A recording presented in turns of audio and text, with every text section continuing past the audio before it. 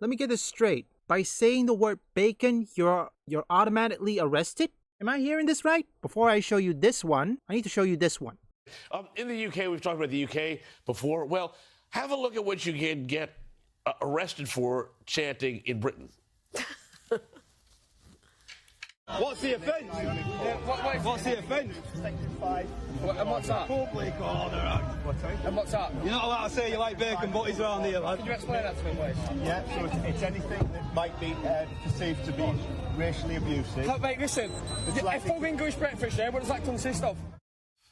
So apparently, you can't say, I love bacon. I love bacon. Well, you know what? I'm sorry, but I'm going to go out on a limb here, and at the risk of getting denied entry the next time I try and land at Heathrow, I love bacon too. Unbelievable. To all my viewers, I'm certain all of you loves bacon. I wish I could eat bacon, but sadly because of my symptom gout, I cannot eat bacon. Unless there's a chicken bacon, which I highly doubt it. Next one, I'm gonna show you this. Again, a little bit of heads up, if there's any topic that I cannot fit in, I will move it to the 4th channel, okay? Let's jump ahead and talk about the Lucy Connolly case. Let's do This is that. very important to this.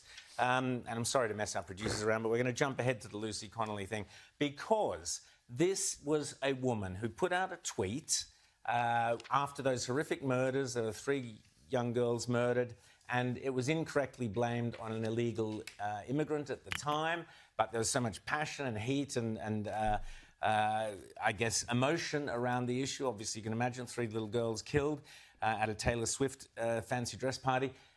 She put out a pretty nasty tweet, it's true, but she took it down 4 hours later. But she went to jail. She was going to be for 31 months. She pleaded guilty because she was told that she'd be in jail for 5 years. She'd never see a daughter growing up. So anyway, it's a long story, but she's now out. They've released her. But this is where this goes. And what we're seeing already, James mentioned that the ABS, they already were arguing about how many people are coming into this country or are not. Once you start that argument, you know you've already lost, because if you're worried about how many people are coming in, then it's too many. But tell us about the Lucy Connolly thing, where we're up to now. Unbelievable. See that? I'm glad when I went to London, I don't remember when I was in London, there was no issue, okay? This kind of thing never happened.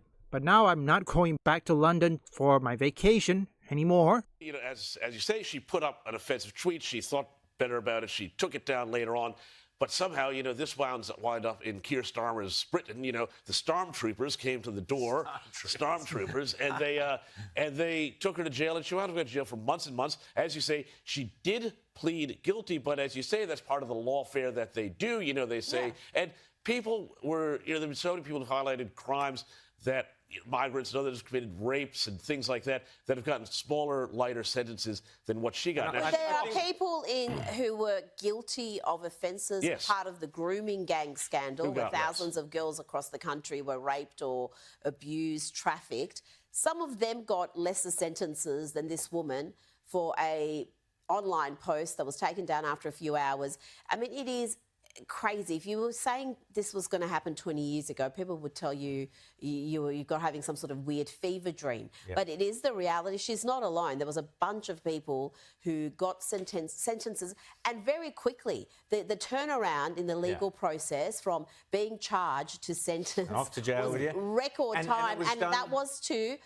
silence dissent. That was sending a message that if you share, even on your own Facebook page or X, a thought that is about not pro-migration, that is critical of illegal immigrants, then you might get a knock at the door. And never mind going to jail, just having the cops at your door, the legal process, the cost. I mean, nobody wants to face that. Unbelievable. First off, to all the people in the UK and all my viewers in the UK, you have my sympathy, and I know it is hard for you to stand up against this kind of tyranny. You did the right thing. This kind of thing cannot be tolerated. In my country, Malaysia, we never had this problem, okay? Just recently, 3,000 illegal immigrants were detained and 1,000 of them were deported. Yeah, that's right. How come many Asian countries never had this kind of problem? Yet Keir Starmer is allowing 500 plus illegal immigrants into the country? And when he is pressured for it, you want to know what he does? Oh, simple. bury his head in the sand. Yeah, that's gonna work, because sooner or later, pressure is going to mount. Let's just say whatever post, whatever statement he gives, it's gonna catch on to him because the pressure is already mounted to the roof. Have a listen to Lucy Connolly. She's been released now. She's claiming to have been Keir Starmer's first political prisoner. Have you been Keir Starmer's political prisoner? Absolutely. And me and several other people. Like I said, it's important to remember that it wasn't just me. He needs to practice what he preaches. I think, he's a human rights lawyer, so maybe he needs to look back at what people's human rights are, what freedom of speech means, and what the laws are in this country.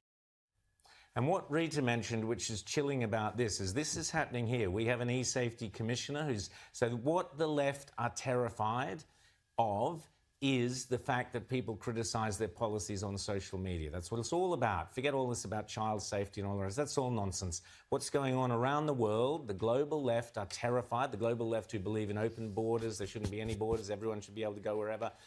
They are terrified of people, you, me, anybody else who goes on social media and complains about their policies. Here in Australia, as I said, we've already got the ABS quibbling about the actual numbers of people coming into this country. How do we know how many people are coming into this country? What we see is increased traffic jams. What we see is fewer housing. What the kids see is less chance to get a rental, long queues for rentals or homes. So what do the left do? They don't try and fix the problem.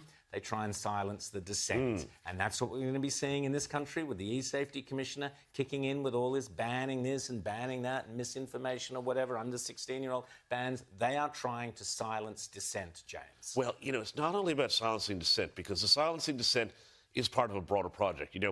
You see where Britain is now and you see where Australia is going. The British establishment, the elite, if you want to call them that, I increasingly dislike that word, has a real serious distrust and, in fact, actually hatred, I think, for the British people. They're terrified of the British people. They're terrified of what they think. They're terrified of what they stand for and what they represent. And they want to remake the country. And the same thing is essentially happening here.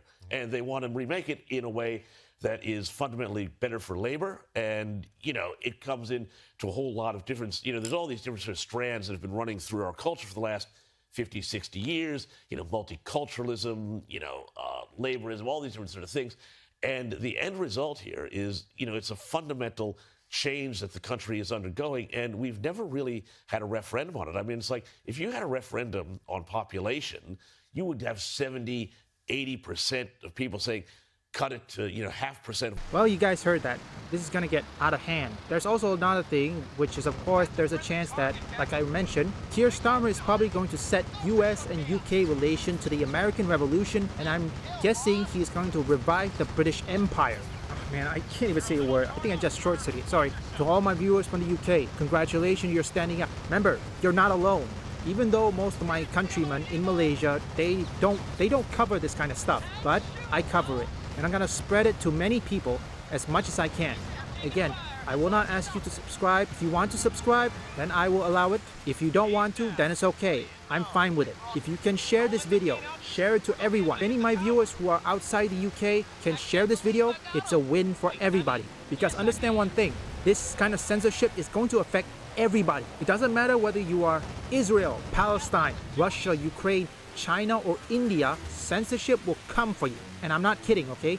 They will. So keep up the pressure. We cannot let Keir Starmer or Collective Shout or even the UK Online Safety Act to win. This is the great battle of our time.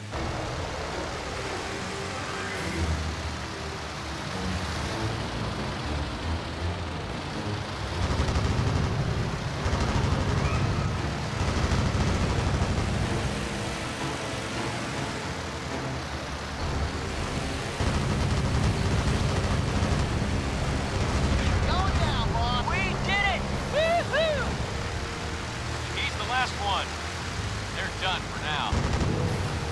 Nice flying, Captain. Couldn't have done it without you. Leave a like and subscribe if you want gaming news, gaming theories, or you just want to see me play games. Visit my first, third, and fourth channel up here or link in the description.